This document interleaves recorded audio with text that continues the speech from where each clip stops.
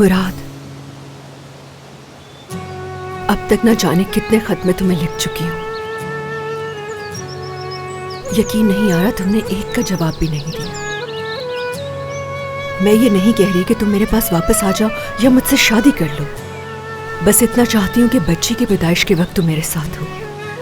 मैं चाहती हूँ कि अपनी बेटी का नाम तुम खुद रखो। उसके बाद जहां जाना है चले जाना, चाहे फिर मुड़कर कभी मेरी तरफ ना देखना।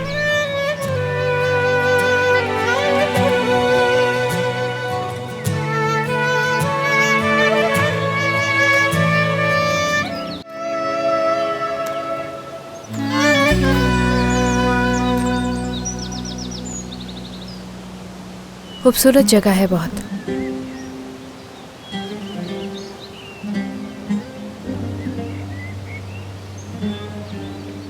तो एमन ने तुम्हें बता ही दिया।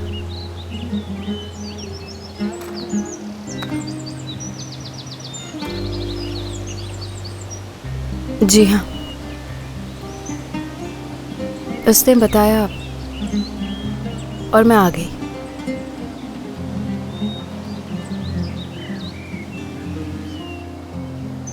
क्यों आई हो यहां? दोबारा बेइज्जती करनी है मेरी?